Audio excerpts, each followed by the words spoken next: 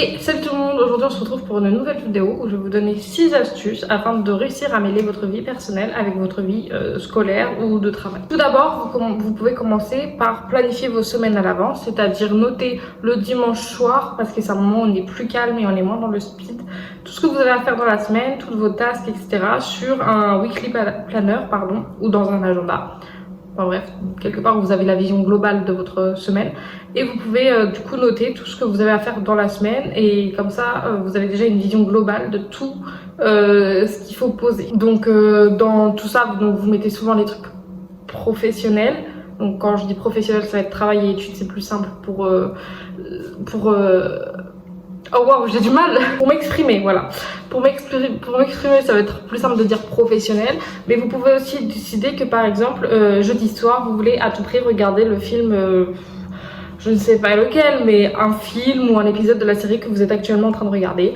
Et obligatoirement, le jeudi soir, vous le ferez. Voilà, et comme ça, vous savez que à ce moment-là, c'est un moment de vie perso. Et donc là, vous skippez tout ce qui est travail, tout ce qui est scolaire. Vous oubliez complètement pendant cet instant-là. Ensuite, votre to-do list, il ne faut pas qu'elle soit trop chargée. Vous devez mettre que 3 à 5 tasks par jour. Ça va être beaucoup plus réalisable, ça va vous prendre beaucoup moins de temps et ça va être beaucoup plus satisfaisant à la fin puisque vous serez certain d'avoir tout coché à la fin de la journée. Pour principalement les étudiants ou les lycéens, enfin tous ceux qui sont en études actuellement, vous pouvez vous caler par exemple, imaginons vous finissez à 17h. Vous rentrez, donc on imagine que vous rentrez sur aux alentours de 17h30, 18h, et vous vous dites de 17h30 à 18h, enfin imaginons 17h30 jusqu'à 19h, oui, je révise, et là, comme ça, vous savez qu'à cette heure-là, vous révisez, mais par contre, après, vous ne touchez plus à vos cahiers, vous ne touchez plus à tout ce qui est scolaire, etc. Pronote, on n'y va plus, s'il vous plaît, parce que vous faites pas comme moi à aller voir à 23h si j'ai eu des nouvelles notes alors que à 20h il n'y en avait pas. Les profs ils vont pas rajouter des nouvelles notes entre 20h et 23h. Donc aucun intérêt d'y aller. Voilà, faut pas, franchement allez pas vous embêter avec ça le soir, même si vous êtes des accros des notes comme moi. Voilà, on est good vibes ici. Ensuite, vous pouvez faire du batch school ou etc.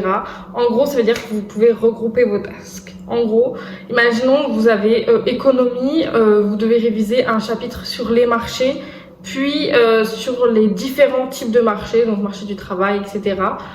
Marché du bien et services, bref, vous avez compris. Enfin non, peut-être pas pour ceux qui savent pas, mais bon bref, voilà. En gros, il y a différents types de marchés et vous avez le chapitre sur les marchés, puis ces petits sous-chapitres. Révisez tout d'un coup. Et faites pas, imaginons lundi je révise marché, mardi je révise marché du travail, mercredi marché des biens et de services, ça sert à rien. Autant tout réviser d'un coup, même si c'est plus condensé, parce que ça permet de mieux dans votre cerveau intégrer les choses. Et vous pouvez faire ça sur tout, hein, que ce soit la cuisine par exemple. En tant qu'étudiant qui vit en solo, je n'en peux plus de cuisiner, ça prend énormément de temps. En fait, et surtout faire la vaisselle, j'en peux plus. Donc faites un max de cuisine le dimanche et comme ça dans la semaine vous n'avez plus qu'à réchauffer et franchement c'est hyper pratique. Voilà, enfin vous pouvez faire sur tous les pans de votre vie et ça c'est incroyable. Ensuite pour vos sessions de travail, alors moi j'utilise personnellement la technique Pomodoro, c'est-à-dire je travaille 25 minutes, je fais 5 minutes ça 4 fois et au bout de la 4e fois je fais une pause de 10 minutes. Donc pendant ces pauses là je ne vais pas sur les réseaux sociaux, sauf c'est pour envoyer des messages à des gens, mais je vais pas scroller sur TikTok ou sur les reels Insta ou etc. Sinon je vais lire ou je me promène dans ma chambre pour marcher quoi, pour les jambes, voilà. J'ai du mal aujourd'hui. Du coup voilà, n'allez surtout pas scroller, ça va louper votre concentration totalement, ça n'apportera rien de bien.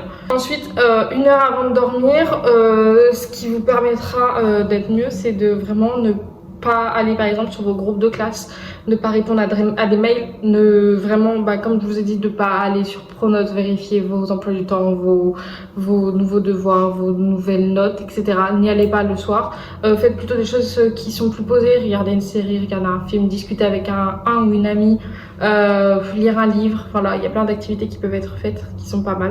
Donc voilà, donc une fois que vous avez fait toutes ces astuces, désolé la vidéo est très longue puisque je la filme ce midi pour ce soir. Ouais non, j'ai pas été très organisée du tout, vraiment j'ai vraiment concentré les cours et j'ai pas du tout concentré par exemple YouTube, alors que franchement c'est le meilleur truc, enfin c'est un de mes trucs préférés, mais voilà, donc Donc voilà, donc j'espère que cette vidéo vous aura plu et j'ai une petite annonce à vous faire. Si vous aimez la lecture, vous pourrez retrouver sur mon Wattpad mon livre Héritière qui est en train d'être publié au fur et à mesure du temps. Parce que j'ai enfin, après des mois de travail pour savoir ce que je veux mettre dans les chapitres, j'ai enfin commencé à rédiger les différents chapitres. Et donc ça sort un chapitre par semaine si j'y arrive, sinon c'est un toutes les 2 semaines, ça dépend vraiment. Et en gros c'est une dark romance, enfin pas vraiment dark romance parce qu'il n'y a pas le côté toxique, mais voilà, une romance un peu dans le monde de la mafia, etc. Je vous laisse aller lire si ça vous intéresse, je vous le mets juste là et en lien dans la description. Et sur ce, on se retrouve pour une prochaine vidéo. J'espère que la vidéo vous aura plu. Si c'est le cas, n'hésitez pas à vous abonner, à mettre un like ou même à commenter. Et sur ce, à la prochaine. Bye bye.